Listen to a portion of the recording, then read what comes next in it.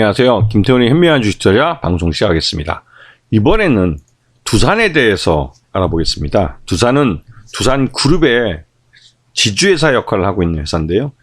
예전에 시끄럽게 걸렸던 두산건설의 부실 문제나 이런 것들, 이 부실 문제들은 대부분 다 산업은행이 함께 이 자산을 매각한다든가 부실 사업을 정리한다든가 M&A를 한다든가 이런 경영 활동을 통해서 대부분 다 정리해 놓은 상태입니다.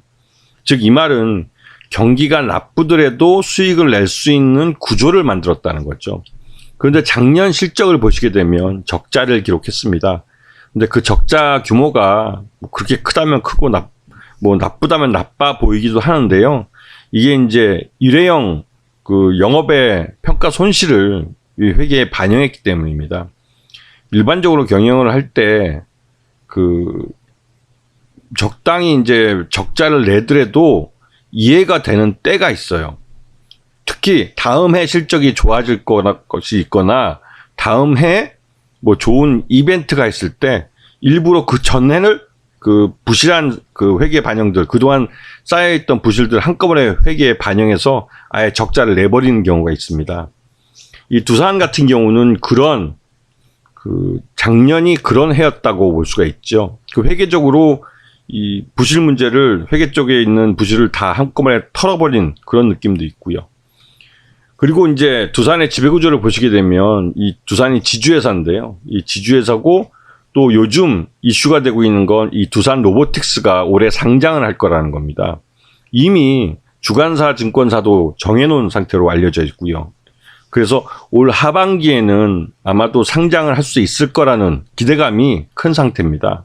근데 두산이 보유하고 있는 지분이 90%가 넘기 때문에 단순히 신주를 발행해서 두산 로보틱스에만 현금이 유입되는 것이 아니라 두산이 보유하고 있는 지분 중에 경영권과 상관없는 일정 지분을 같이 매각해서 현금이 이 지주회사인 두산에 들어올 수 있게 할 가능성이 큽니다. 그러면 두산의 실적이 확실히 좋아질 가능성이 크죠.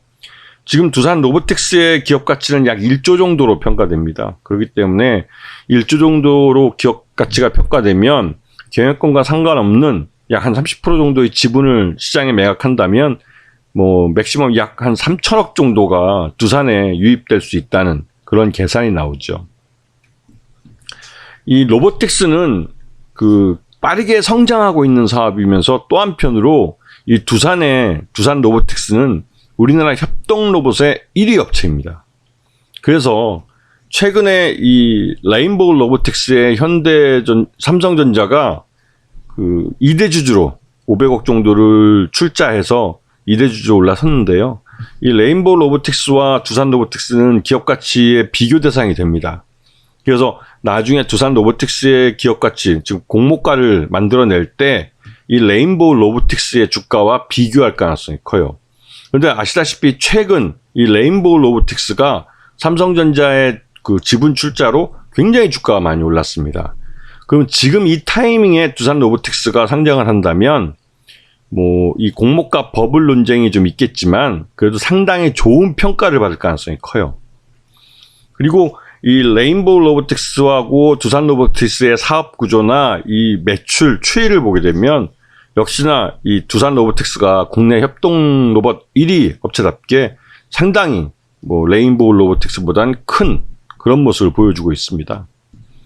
그리고 이 두산 로보틱스가 전반적으로 이 성장성이 지극히 빠른 상태이고 최근에 이 스마트 팩토리에 대한 투자들이 늘어나면서 여기에 두산 로보틱스가 수혜를 받고 있는 상황이죠. 그것도 글로벌하게 말입니다. 지금 두산 로보틱스가 요번에 올 하반기에 상장을 할 경우에 주 두산은 아마도 이 지분 중에 일부를 구주 매출해서 약 3천억 정도가 이 그러니까 두산 로보틱스의 상장으로 실질적인 현금이 들어오는 수익을 볼 가능성이 큽니다. 그리고 다른 자회사들도 올해 실적이 좋아질 가능성이 있다는 그런 말들이 있어서 전반적으로 두산의 실적이 흑자 전환할 가능성이 높다고 보여지고 있죠. 그렇기 때문에 이 주 두산이 제대로 된 기업 가치를 평가받을 수 있는 출발이 되는 그런 해가 될 가능성이 큽니다. 그래서 이 두산은 먼저 기업 구조조정을 했다는 데에서 의미가 있는 그런 회사라는 걸 알 수가 있죠. 그래서 항상 경기 침체할 때는 먼저 선제적으로 구조조정을 착수해서 비용을 줄여놓은 그런 업체들이 시장에서 투자자들에게 각광을 받는 경우가 많습니다. 자, 오늘 방송 여기서 마치겠습니다. 감사합니다.